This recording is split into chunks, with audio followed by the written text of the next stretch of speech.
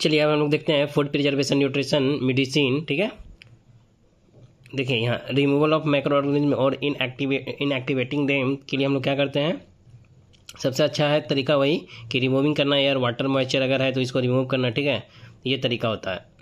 Actually अगर हम increase कर देते हैं कंसनट्रेशन साल्ट का, शुगर का या एसिड का इन फूड में, तो उसके थ्रू भी हम लोग क्या करते हैं, ये इनएक्टिवेट कर देते हैं उसको।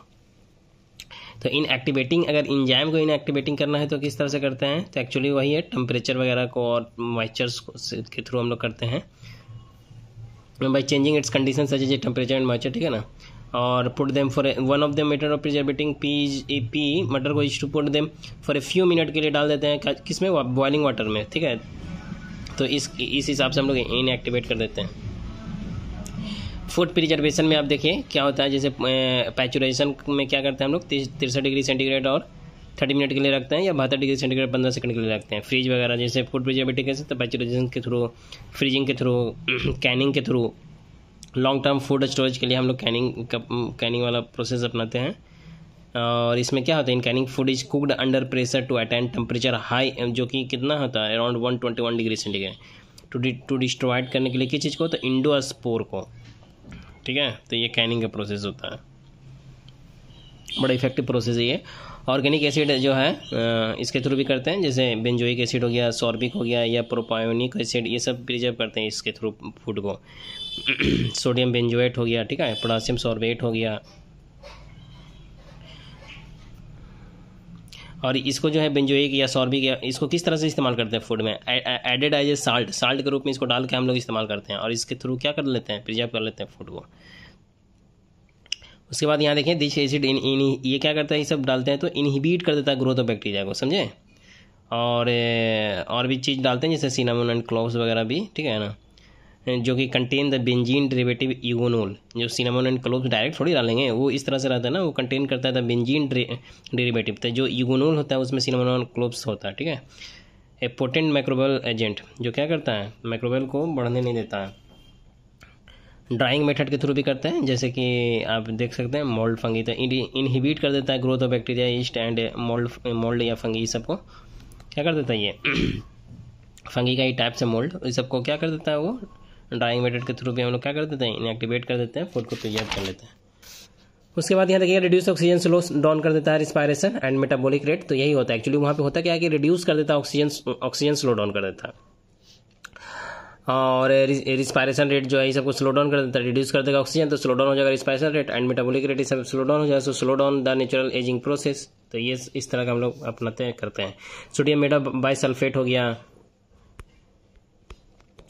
इसको हम लोग किस चीज़ में प्रिजर्वेशन के लिए, जैसे पिकल वगैरह के लिए। सोडियम बेंजोएट जो है soft drink and acidic food के लिए। सॉर्बिक एसिड वगैरह जो है चीज़ के लिए, food product of flesh and fish के लिए, ठीक है। ईपो ऑक्साइड जो होता है इसके लिए फूड प्रिजर्वेटिव करते हैं फूड स्टाफ, जैसे कि लिटिल अमाउंट ऑफ वाटर, जो ड्राई फ्रूट एंड स्पीसीज जो होता है उस तरह के प्रोडक्ट के लिए हम लोग इसका इस्तेमाल करते हैं। ड्रग या मेडिसिन क्या एक तरह से ड्रग ही है। एंटीबायोटिक में जैसे फीवर वगैरह हो गया तो फॉर एग्जांपल एस्पिरिन हो गया, एसिटाइल सैलिसाइलिक एसिड बोलते हैं, या पैरासीटामोल बोलते हैं, या फेनाइसिटीन बोलते हैं, ठीक है। एनाल्जेसिक में क्या होता है, रिलीव करने के लिए पेन को इस्तेमाल करते हैं। और नॉन नारकोटिक्स एनाल्जेसी में क्या होता है, फॉर एग्जांपल एस्पिरिन हो गया या पैरासीटामोल वगैरह हो गया आपका। नारकोटिक्स एनाल्जेसिक में रिलीव करता है पेन, स्लीपनेस के लिए है।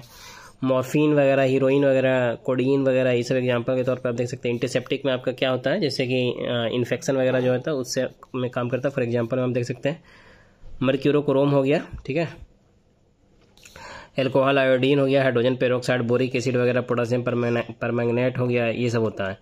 और इन्फेक्टेंट्स का यूज जो होता है हम नॉन लिविंग ऑब्जेक्ट के लिए करते हैं, हाँ, किस चीज़ के लिए, तो डिस्ट्रॉय करने के लिए microorganism that are living on the object.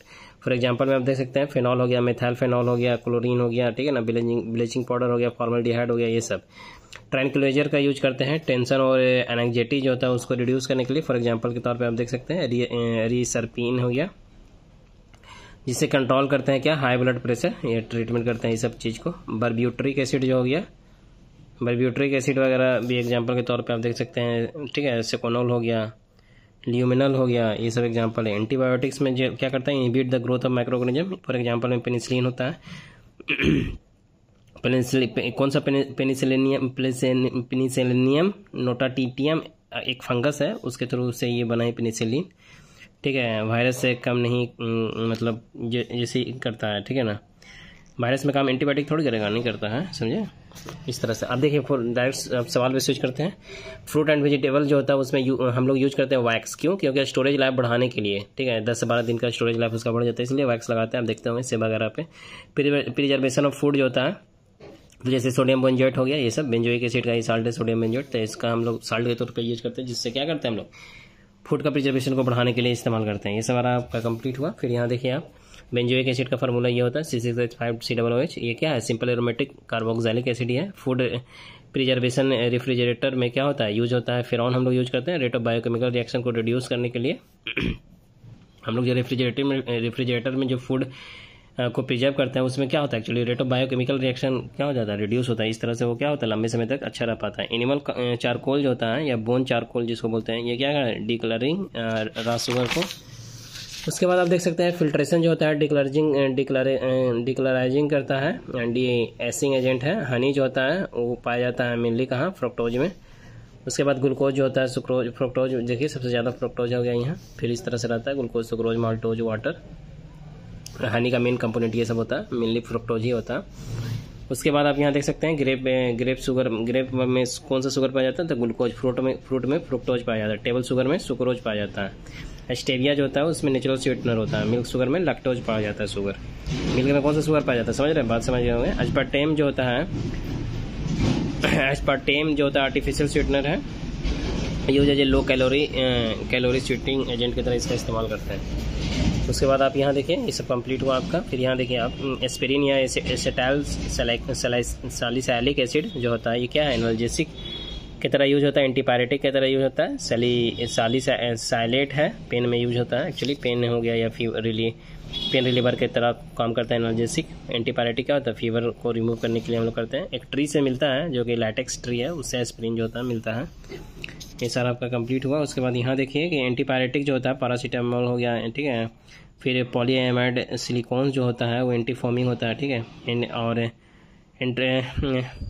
अंतराचिटिक जो होता है वो कैल्सीफेरॉल जो है, ठीक है ना, विटामिन डी वगैरह इसी का है। एस्पिरिन जो होता है ये एंटीसेप्टिक नहीं है, समझ में आया। और क्लोरोमाइसेटिन जो होता है वो एंटी टाइफॉइड की तरह हो गया। और क्रिस्टल वायलेट जो होता है ये एंटीसेप्टिक। एस्पिरिन जो होता है ये एनेस्थेटिक नहीं है, ठीक है ना, नॉट एंटीसेप्टिक, नहीं एनेस्थेटिक है नहीं एंटीसेप्टिक की तरह काम करता है, दोनों की तरह काम नहीं करता। सीडेटिव जो होता है जैसे इसमें से पोटासियम ब्रोमाइड जो होता है सीडेटिव की तरह काम करेगा। कार्बन मोनोऑक्साइड जो होता है ये इरिवर्सिबल हीमोग्लोबिन, ठीक है। कार्बन मोनोऑक्साइड क्या कर देता है? Irreversible complex with haemoglobin of the blood choke करेगा ये। और मिल्क होमोजेनिटी जो होता है उसमें आप देखिएगा तो क्या होता है? सेंट्रीफ्यूज होता है, जैसे ब्रेकिंग डाउन कर देता है कि ना फैट पार्टिकल को टू द माइक्रोस्कोपिक साइज में with the help of centrifuge, तो ये होता है। उसके बाद देखिए यूगोनोल आपको बताए थे, उसमें क्या होता है? क्लोव ऑयल हो गया, सिनामोन वगैरह, वही होता है, एक साल्ट के तौर पे इसका इस्तेमाल करते हैं। तो ये है यूगोनोल। जेली मार्क जैसे गुआवा जो होता है तो पेक्टिन, हाई पेक्टिन वजह होता है कि जेली मेकिंग करता है गुआवा। तो गुआवा से जेली मेकिंग क्यों होता है? क्योंकि गुआवा में आपको पेक्टिन हाई होता है, यही वजह होता है। यहाँ देखिए बेस्ट ऑर्गेनिक फूड जो होता है आपका is grown without the use of artificial fertilizer and pesticides, उसमें ये नहीं यूज होता। तो बेस्ट ऑर्गेनिक फूड कौन होता है? जिसमें कोई आर्टिफिशियल फर्टिलाइजर या पेस्टिसाइड ना यूज हुआ हो। समझ में आया? अब देखिए डिटर्जेंट एंड सोप। डिटर्जेंट में क्या होता है? Water soluble cleaning organic compound है और ये नॉट फॉर्म करता है स्कम विद हार्ड वाटर, अच्छा नहीं है, ठीक है, हार्ड वाटर के साथ। यार